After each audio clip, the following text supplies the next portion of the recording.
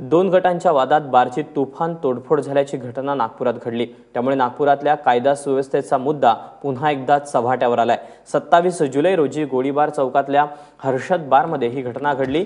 त्याचं CCTV footage ABP माझाच्या हाती लागलंय। बारमध्ये जाणाऱ्या आणि बारमधून बाहेर पडणाऱ्या दोघांचा एकमेकाला धक्का लागला। त्यावरून दोन्ही गटांमध्ये हाणामारी सुरू झाली, पण सुरक्षा रक्षक आणि बार मालकानं त्यांना हटकल्यानं एका गटानं थेट बारवरच हल्ला चढवून लाठ्या काठ्यांनी बार खिळखिळा करून टाकला। इतकंच नाही तर या बारमधली 45,000ची रोकडही पळवली।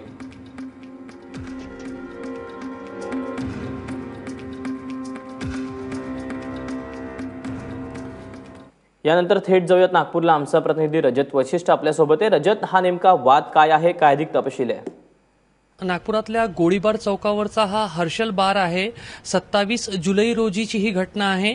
27 जुलै रोजी या ठिकाणी एका गटातील काही गुंड प्रवृत्तीचे लोक जे आहेत ते दारू पिण्यासाठी त्या ठिकाणी आले होते। मात्र बाहेर निघताना काही ग्राहकांसोबत त्यांचा वाद झाला।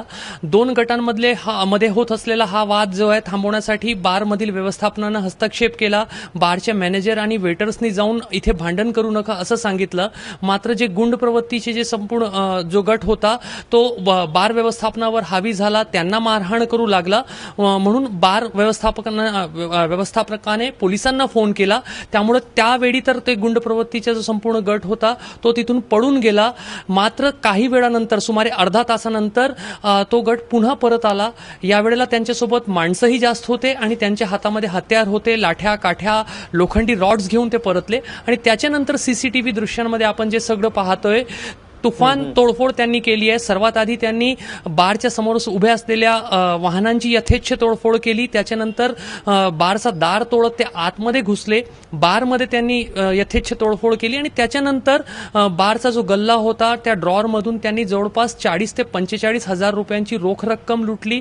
बारमधील इतर काही साहित्य लुटला आणि त्याच्यानंतर अत्यंत निर्धास्तपणे ते बाहेर पळून गेले।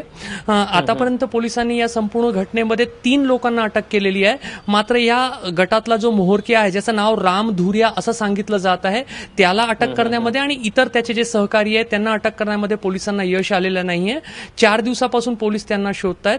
मात्र ही जी संपूर्ण घटना आहे नागपूरमध्ये रात्री 8 ते 9च्या दरम्यान किंवा 10 वाजेपर्यंत ही काय स्थिती असते याचं एक बोलकं उदाहरण आहे। जर गोळीबार चौकाचं थोडंसं मी तुम्हाला माहिती सांगितली तर गोळीबार चौक नागपुरातला अत्यंत व्यस्त भाग आहे।